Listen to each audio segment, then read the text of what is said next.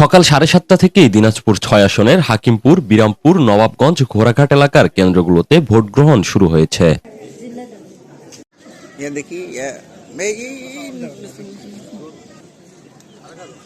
সকাল 8:30টায় নবাবগঞ্জ মতিহারা উচ্চ বিদ্যালয় কেন্দ্রে ভোট দেন ধানের শীষের প্রার্থী ও বিএনপির স্থায়ী কমিটির সদস্য ডাক্তার এজেডএম জাহিদ হোসেন।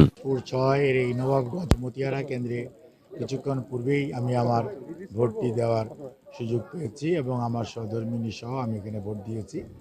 এখানে ভোটারদের, পুরুষ মহিলা ভোটারদের উপস্থিতি আলহামদুলিল্লাহ এখন পর্যন্ত যা আছে সন্তোষজনক। এই ধারা যদি অব্যাহত থাকে তাহলে আমি আশাবাদী যে এখানে বেশ ভালো সংখ্যক ভোটার ভোট দিতে পারবেন এবং এই পরিবেশ যদি 199টি কেন্দ্রে অব্যাহত থাকে তাহলে হয়তো বলা যায় যে একটি উৎসবমুখর পরিবেশেই ভোট হবে এবং জনগণ তাদের দীর্ঘদিন পরে তাদের গণতান্ত্রিক অধিকার প্রয়োগ করার সুযোগ পাবে বলে আমি বিশ্বাস করি। বিরামপুর 1 নং সরকারি প্রাথমিক বিদ্যালয়ে সকালে ভোট দিতে আসেন দাঁড়িপাল্লা প্রতীকের প্রার্থী আনোয়ারুল ইসলাম।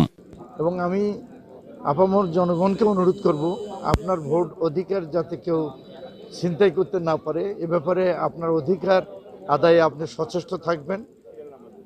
আমরা আশা করছি এবার সত্য ন্যায়ের পক্ষে জনগণ মতামত দেবেন।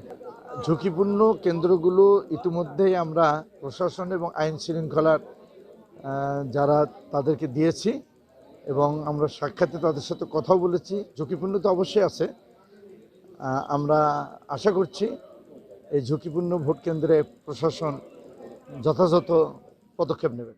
নির্বাচনে শান্তিপূর্ণভাবে ভোট গ্রহণের লক্ষ্যে ভোট কেন্দ্রগুলোতে অতিরিক্ত পুলিশের পাশাপাশি আনসার, ভিডিপি ও বিজিবি মোতায়েন করা হয়েছে।